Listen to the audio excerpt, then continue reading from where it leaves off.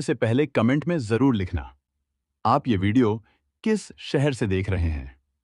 आज के वीडियो में हम बात करेंगे रमाकांत पाठक मर्डर केस की। मध्य प्रदेश के श्योपुर जिले में कराहल नाम का इलाका आता है। इसी इलाके में नाई मोहल्ला नाम की एक जगह है। इसी मोहल्ले में रमाकांत पाठक, उनकी पत्नी साधना पाठक और उनके 3 बच्चों के साथ रहते थे। रमाकांत पाठक चकरामपुरा के स्कूल में काम करते थे, जो कराहल के कन्या हाई स्कूल के अंदर आता है। उनकी पत्नी साधना पाठक आंगनवाड़ी में काम करती थी। परिवार की जिंदगी ठीक ठाक चल रही थी।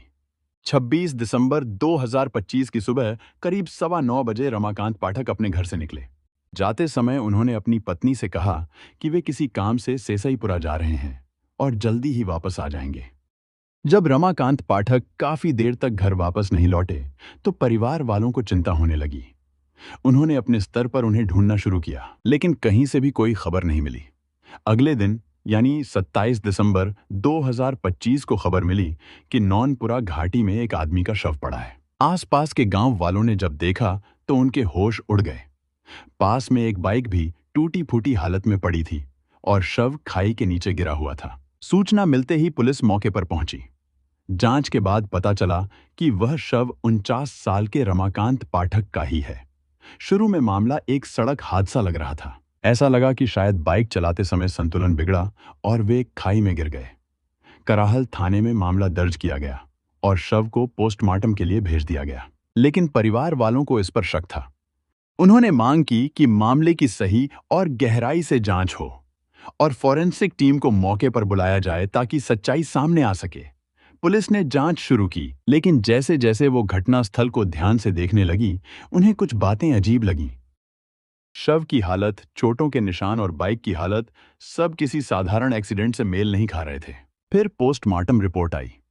डॉक्टरों ने बताया कि सिर पर गंभीर चोट है, जो आम हादसे जैसी नहीं लगती। शरीर पर और भी ऐसे निशान थे जो इस बात की तरफ इशारा कर रहे थे कि रमाकांत के साथ मारपीट हुई हो सकती है। अब मामला पूरी तरह बदल चुका था। पुलिस को साफ लगने लगा कि यह सिर्फ हादसा नहीं बल्कि हत्या है। तुरंत एक टीम बनाई गई और हत्या का केस दर्ज किया गया। इसके बाद पुलिस ने तकनीकी जांच शुरू की। रमाकांत के मोबाइल की कॉल डिटेल, लोकेशन हिस्ट्री और आसपास लगे सीसीटीवी कैमरों की फुटेज खंगालनी शुरू की गई ताकि सच तक पहुंचा जा सके। जब पुलिस ने आसपास के सीसीटीवी फुटेज देखने शुरू किए, तो एक पेट्रोल पंप का वीडियो मिला और यहीं से केस ने अचानक नया मोड़ ले लिया। उस फुटेज में साफ दिख रहा था कि घटना वाले दिन रमाकांत पाठक एक युवक मनीष और उसके एक दोस्त के साथ पेट्रोल पंप पर खड़े हैं। तीनों आपस में आराम से बात कर रहे थे। सब कुछ बिल्कुल ठीक लग रहा था। लेकिन रमाकांत को नहीं पता था कि यही पल रमाकांत की जिंदगी का आखिरी पल बनने वाला है। पुलिस ने तुरंत मनीष और रमाकांत की आखिरी लोकेशन निकालनी शुरू की। जांच में पता चला कि दोनों कुछ समय तक साथ ही थे और उनकी लोकेशन एक ही जगह दिख रही थी। अब पुलिस को यकीन हो गया था कि यह कोई हादसा नहीं बल्कि पहले से सोची समझी साजिश थी। पुलिस ने मनीष की लोकेशन ट्रैक की और उसे पकड़ लिया। शुरू में मनीष इधर उधर की बातें करता रहा, कुछ भी साफ नहीं बता रहा था। लेकिन जब पुलिस ने उसके सामने सबूत रखे तो वह टूट गया और उसने सच बता दिया। जो कहानी सामने आई उसने सबको हैरान कर दिया। इस पूरे मामले के पीछे कोई और नहीं बल्कि रमाकांत की पत्नी साधना ही थी। दरअसल ये कहानी करीब 1.5 साल पहले शुरू हुई थी। 24 साल का मनीष साकेत उसी पेट्रोल पंप पर काम करता था जो रमाकांत के घर के बिल्कुल पास था। रमाकांत की पत्नी साधना रोज अपने काम पर जाते समय उसी रास्ते से जाती थी। धीरे धीरे दोनों की पहचान होने लगी। मनीष रोज साधना को नमस्ते करता था। पहले तो साधना ने ध्यान नहीं दिया, लेकिन कुछ दिनों बाद उसने भी हल्की मुस्कान के साथ जवाब देना शुरू कर दिया। बस यहीं से बात आगे बढ़ गई। धीरे धीरे दोनों के बीच नजदीकियां बढ़ने लगीं और वक्त के साथ ये रिश्ता प्यार में बदल गया। लेकिन ये बात ज्यादा दिनों तक छुपी नहीं रही। रमाकांत को जब इस रिश्ते का पता चला तो उन्होंने इसका विरोध किया। इसके बाद घर में रोज झगड़े होने लगे। साधना अब मनीष के साथ खुलकर रहना चाहती थी, लेकिन पति उसके रास्ते में आ रहा था। आखिरकार दोनों ने एक खतरनाक फैसला लिया। उन्होंने मिलकर रमाकांत को रास्ते से हटाने की साजिश बना ली। करीब 1.5 महीने पहले ही साधना और मनीष ने रमाकांत को मारने की पूरी प्लानिंग कर ली थी। अब उन्हें ऐसे आदमी की जरूरत थी जो ये काम कर सके। मनीष ने अपने दोस्त सतनाम सिंह को इस काम में शामिल किया। सतनाम पैसों की तंगी में था, इसलिए उसे ये काम पैसों के लिए ठीक लगा। मनीष ने उसे 4 लाख रुपए देने का वादा किया, लेकिन मनीष खुद पेट्रोल पंप पर काम करता था और उसकी कमाई सिर्फ 8 से 10,000 रुपए महीना थी, इसलिए इतने पैसे उसके पास नहीं थे। तब साधना ने कहा कि हत्या के बाद वो पैसों का इंतजाम कर देगी ताकि सतनाम को पैसे दिए जा सकें। अब तीनों ने मिलकर पूरा प्लान बना लिया। तय हुआ कि रमाकांत को किसी बहाने से सुनसान जगह पर ले जाया जाएगा और वहीं उसे मार दिया जाएगा। फिर पूरे मामले को इस तरह दिखाया जाएगा जैसे ये एक सड़क हादसा हो। प्लान के मुताबिक मनीष ने पहले रमाकांत से दोस्ती बढ़ानी शुरू की, क्योंकि रमाकांत अक्सर उसी पेट्रोल पंप पर आते थे, इसलिए दोस्ती करना उसके लिए ज्यादा मुश्किल नहीं था। 27 दिसंबर 2025 की रात मनीष और सतनाम पहले से ही तैयार थे। उन्होंने रमाकांत को बहाने से अपने साथ चलने के लिए तैयार किया। रमाकांत को कोई शक नहीं हुआ और वे उनके साथ चले गए। सबसे पहले तीनों पेट्रोल पंप पहुंचे। वहां मनीष ने अपनी बाइक खड़ी की। फिर तीनों एक स्विफ्ट डिजायर कार में बैठकर नौनपुरा घाटी की तरफ निकल पड़े। रास्ते में कराहल घाटी के पास ठाकुर बाबा मंदिर के आसपास एक सुनसान जंगल वाला इलाका पड़ता है। वहां पहुंचकर मनीष ने कहा कि उसे शौच के लिए रुकना है। यह सुनकर रमाकांत भी कार से उतर गए। जैसे ही वो नीचे उतरे, पीछे से सतनाम ने डंडा उठाकर उनके सिर पर जोर से वार कर दिया। रमाकांत वहीं गिर पड़े और बेहोश हो गए। मनीष और सतनाम को लगा कि वह अब भी जिंदा हो सकते हैं, इसलिए उन्होंने उनका मुंह दबा दिया और तब तक नहीं छोड़ा जब तक उनकी सांस बंद नहीं हो गई। जब उन्हें पूरा यकीन हो गया कि रमाकांत की मौत हो चुकी है, तो दोनों ने उनके शव को खाई में फेंक दिया। इसके बाद दोनों वापस पेट्रोल पंप आए, वहां से रमाकांत की बाइक उठाई और फिर से उसी घाटी में पहुंचे। अब उनका प्लान था कि इस पूरे मामले को एक्सीडेंट जैसा दिखाया जाए। उन्होंने बाइक को भी उसी खाई में फेंक दिया जहां नीचे शव पड़ा था, ताकि लगे कि बाइक फिसलकर गिर गई और रमाकांत की मौत हो गई। सब कुछ करने के बाद दोनों वहां से भाग गए। उन्हें लगा कि पुलिस इसे एक मामूली एक्सीडेंट मानकर मामला खत्म कर देगी, लेकिन ऐसा नहीं हुआ। पुलिस की जांच में सच्चाई धीरे धीरे सामने आ गई। सबसे पहले मनीष को पकड़ा गया। सख्ती से पूछताछ हुई तो वो टूट गया और सब कुछ बता दिया कि उसने सतनाम के साथ मिलकर हत्या की और ये सब साधना के कहने पर किया। फिर सतनाम को भी पकड़ लिया गया। उसने भी यही बात कबूल कर ली। इसके बाद पुलिस ने साधना को भी गिरफ्तार कर लिया। जांच में कार, डंडा और बाकी सबूत भी मिल गए। तीनों को अदालत में पेश किया गया और वहां से उन्हें जेल भेज दिया गया। लेकिन सबसे बड़ा सवाल यही रह जाता है, क्या सच में किसी को मारकर नई जिंदगी शुरू की जा सकती है? साधना ने सोचा कि पति को रास्ते से हटाकर वो मनीष के साथ खुश रह पाएगी, लेकिन सच ये है कि गलत रास्ता हमेशा बर्बादी की ओर ले जाता है। अगर वो पति से अलग होने का रास्ता चुनती तो शायद आज कहानी कुछ और होती। इस पूरे मामले में सबसे ज्यादा नुकसान उन मासूम बच्चों का हुआ, जिनकी जिंदगी अब हमेशा के लिए बदल गई। इसलिए कोई भी बड़ा फैसला लेने से पहले एक बार नहीं, 10 बार सोचना चाहिए। अब सुनिए दूसरी कहानी, जिसमें धोखा और साजिश एक नया रूप लेती है। दूसरी स्टोरी उत्तराखंड के ऋषिकेश की है। ऋषिकेश में चंद्रशेखर नगर नाम का एक इलाका है। वहीं कुसुम राठी अपने परिवार के साथ रहती थी।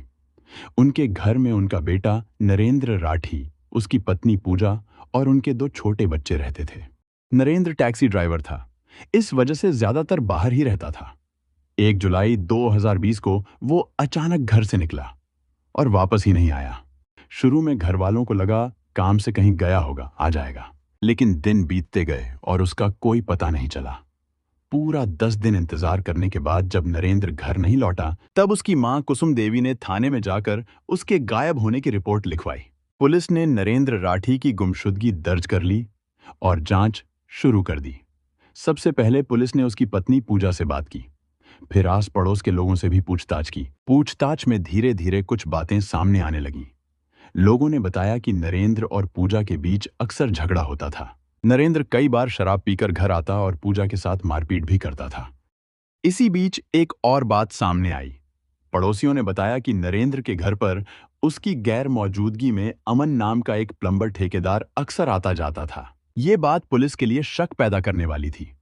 इसके बाद पुलिस ने नरेंद्र के फोन की जांच शुरू की और उसे सर्विलांस पर लगाया। जांच में पता चला कि नरेंद्र का मोबाइल 27 जून 2020 से ही बंद पड़ा है। पुलिस के पास नरेंद्र तक पहुंचने का कोई सीधा तरीका नहीं बचा था। उन्हें शक होने लगा कि कहीं उसके साथ कुछ बुरा तो नहीं हो गया, कहीं ऐसा तो नहीं कि उसकी हत्या कर दी गई हो और लाश गंगा में बहा दी गई हो। इस शक को साफ करने के लिए पुलिस ने ऋषिकेश के त्रिवेणी घाट से लेकर बैराज तक गंगा किनारे काफी तलाश करवाई, लेकिन वहां से भी कुछ हाथ नहीं लगा। तभी अचानक 20 जुलाई 2020 को कहानी में एक नया ट्विस्ट आ गया। नरेंद्र राठी की पत्नी पूजा खुद कोतवाली ऋषिकेश पहुंचती है। उसने पुलिस से कहा कि 4 दिन पहले उसके पति नरेंद्र ने उसे फोन किया था और जान से मारने की धमकी दी थी। पूजा डर गई थी और उसने पुलिस से तुरंत कार्रवाई करने की मांग की। अब सवाल यह था, जो आदमी 1 जुलाई से गायब है, जिसका फोन 27 जून से बंद है, वो अचानक फोन करके धमकी कैसे दे सकता है? ये सुनकर पुलिस भी हैरान रह गई। उन्हें समझ नहीं आ रहा था कि आखिर ऐसा क्या हुआ कि एक पति अपनी ही पत्नी को मारने की धमकी दे रहा है। इस शिकायत से तो यही लग रहा था कि नरेंद्र जहां भी है, जिंदा है और ठीक ठाक है। इसके बाद पुलिस ने बिना देर किए नरेंद्र के मोबाइल नंबर की कॉल डिटेल्स निकलवाई। उसमें पता चला कि उसी नंबर से 2 कॉल्स पूजा को और 3 कॉल्स उसकी मां कुसुम को की गई थीं। और जिस समय ये कॉल्स हुई, उस वक्त फोन की लोकेशन हरिद्वार की आ रही थी, लेकिन इसके तुरंत बाद फोन फिर से बंद हो गया। अब पुलिस ने उस फोन का IMEI नंबर भी निकाल लिया, जिससे ये कॉल्स की गई थीं। इसके बाद जांच अधिकारी ने पूजा के फोन की भी कॉल डिटेल्स निकलवाईं और यहीं से कहानी ने सबसे खतरनाक मोड़ लिया, क्योंकि जो सच सामने आया उसने सबको हिलाकर रख दिया। जांच में पता चला कि जिस फोन से पूजा को धमकी दी गई थी, उसी फोन में पहले एक दूसरा सिम डालकर पूजा से काफी देर तक बातें की गई थीं। जब पुलिस ने उस नंबर की जांच की, तो वो नंबर उसी अमन का निकला जो ठेकेदार था और पूजा के घर आता जाता था। बस यहीं से मामला साफ होने लगा। अब पूजा और अमन सीधे पुलिस के शक के घेरे में आ गए। पुलिस को अब यकीन होने लगा था कि नरेंद्र के गायब होने के पीछे इन दोनों का हाथ है। इसके बाद दोनों को पूछताछ के लिए कोतवाली बुलाया गया। थोड़ी ही देर में बड़े अधिकारी भी वहां पहुंच गए और दोनों से सख्ती से पूछताछ शुरू हुई। शुरुआत में दोनों गोलमोल बातें करते रहे, पुलिस को घुमाने की कोशिश करते रहे, लेकिन जब दोनों को अलग अलग बैठाकर पूछताछ की गई तो उनके बयान आपस में मेल ही नहीं खा रहे थे। अब पुलिस को पूरा यकीन हो गया कि कुछ बड़ा छुपाया जा रहा है। जैसे ही पुलिस ने सख्ती बढ़ाई, वैसे दोनों टूट गए और आखिरकार उन्होंने सच कबूल कर लिया। पूछताछ में जो कहानी सामने आई वो और भी चौंकाने वाली थी। पूजा ऋषिकेश के चंद्रशेखर नगर शीशम झाड़ी इलाके में रहने वाले संतोष की बेटी थी। पुराने ख्यालों वाले संतोष ने साल 2002 में ही पूजा की शादी नरेंद्र राठी से कर दी थी। नरेंद्र टैक्सी ड्राइवर था। शादी के बाद जब पूजा अपने ससुराल आई तो उसे धीरे धीरे सच पता चला। उसका पति शराब पीने का आदी था। ऊपर से कुसुम उसकी सगी नहीं बल्कि सौतेली मां थी। पूजा ने कई बार नरेंद्र को समझाने की कोशिश की, लेकिन उस पर कोई असर ही नहीं हुआ। उल्टा जब भी पूजा शराब पीने से मना करती तो नरेंद्र गुस्से में आकर उसकी पिटाई कर देता था। पूजा ने यह बात अपनी सौतेली सास कुसुम को भी बताई, लेकिन उन्होंने भी इस पर ज्यादा ध्यान नहीं दिया। ऐसे ही लड़ाई झगड़ों के बीच समय गुजरता गया और इस बीच पूजा 2 बेटों की मां भी बन गई। लेकिन हालात वैसे के वैसे ही रहे। नरेंद्र का शराब पीना और पूजा के साथ मारपीट करना जारी रहा। करीब 1 साल पहले एक घटना ने सब कुछ बदलने की शुरुआत की। ऋषिकेश के सिटी गेट के पास पूजा का एक ट्रक से एक्सीडेंट हो गया। वो बुरी तरह घायल हो गई थी। उसी समय वहां से बापू ग्राम का रहने वाला अमन, जो प्लम्बर का काम करता था, वही रास्ते से गुजर रहा था। अमन ने बिना देर किए पूजा को अस्पताल पहुंचाया। घर वाले आए और सबने उसकी तारीफ की। उस समय किसी को अंदाजा भी नहीं था कि यही मुलाकात आगे चलकर इतनी बड़ी कहानी बन जाएगी। अस्पताल में रहते रहते दोनों के बीच बातें शुरू हुईं और धीरे धीरे दोनों एक दूसरे के करीब आ गए। इसके बाद अमन का घर आना जाना बढ़ने लगा, जिससे नरेंद्र को शक होने लगा और उसने पूजा के साथ मारपीट और ज्यादा बढ़ा दी। रोज रोज की पिटाई से परेशान होकर पूजा ने यह सब अमन को बताया और यहीं दोनों ने मिलकर एक खतरनाक फैसला ले लिया, नरेंद्र को रास्ते से हटाने का। 1 जुलाई 2020 को शाम में पूजा ने अमन को चुपके से घर में बुलाकर छिपा दिया।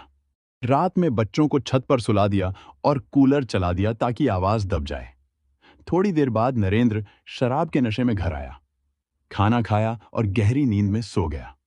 जैसे ही वो सोया, अमन ने दुपट्टे से उसका गला दबा दिया और उसी वक्त पूजा उसके पैर पकड़े रही। कुछ ही मिनटों में सब खत्म हो गया। इसके बाद दोनों ने मिलकर लाश को एक सफेद बोरे में डालकर घर में छिपा दिया। अगले दिन अमन मजदूर लेकर आया, टॉयलेट की सीट तुड़वाई और नीचे बने गड्ढे में उसी बोरे को डाल दिया। फिर नई सीट और टाइल्स लगाकर सब कुछ पहले जैसा कर दिया ताकि किसी को शक न हो। ऊपर से सब कुछ बिल्कुल सामान्य दिख रहा था, लेकिन नीचे जमीन के अंदर एक खौफनाक सच छिपा हुआ था। उधर जब कई दिन तक नरेंद्र घर नहीं लौटा तो उसकी मां कुसुम को टेंशन होने लगी। करीब एक हफ्ता बीत गया, तब उसने पूजा से पूछा कि नरेंद्र कहाँ है। पूजा ने सीधा जवाब दिया कि वो 1 जुलाई को गाड़ी लेकर गए थे, अभी तक वापस नहीं आए। लेकिन कुसुम को यह बात ठीक नहीं लगी, क्योंकि नरेंद्र जब भी बाहर जाता था तो एक फोन जरूर करता था और इस बार उसने बिल्कुल संपर्क नहीं किया। यही सोचकर कुसुम ने पुलिस में शिकायत कर दी। पुलिस कई दिनों तक उसे ढूंढती रही, लेकिन कोई सुराग नहीं मिला। इधर असली कहानी कुछ और ही थी। नरेंद्र की हत्या के बाद पूजा ने उसका सिम अपने पास रख लिया था और फिर उसने अमन के साथ मिलकर एक प्लान बनाया। तभी सबको लगे कि नरेंद्र अभी जिंदा है। 18 जुलाई को अमन ने अपने फोन में नरेंद्र का सिम डाला और हरिद्वार जाकर पूजा को कॉल किया और कुसुम को मिस कॉल दिए ताकि शक न हो। लेकिन ये चाल ज्यादा देर नहीं चली। जब पुलिस ने सख्ती से पूछताछ की तो दोनों टूट गए और सारा सच सामने आ गया। इसके बाद पुलिस दोनों को लेकर उनके घर पहुंची और टॉयलेट के गड्ढे की खुदाई करवाई। खुदाई में वहीं से नरेंद्र की सड़ी गली लाश बरामद हुई, जिसे देखकर सबके होश उड़ गए। पुलिस ने वो मोबाइल भी बरामद कर लिया जिसमें नरेंद्र का सिम डालकर कॉल किए गए थे और अमन के पास से ऐसे कागज भी मिले जिनमें नंबर लिखे थे, जिससे साफ हो गया कि सब पहले से प्लान किया गया था। आखिर में पुलिस ने पूजा और अमन को कोर्ट में पेश किया और दोनों को जेल भेज दिया गया। अब ये मामला कोर्ट में चल रहा है, लेकिन ये कहानी एक कड़वा सच सामने लाती है। जब रिश्तों में नफरत और धोखा घर कर लेते हैं तो उसका अंजाम अक्सर खतरनाक ही होता है। इस कहानी में गलती सिर्फ एक की नहीं थी। नरेंद्र की मारपीट बिल्कुल गलत थी, लेकिन उसका जवाब हत्या कभी नहीं हो सकता।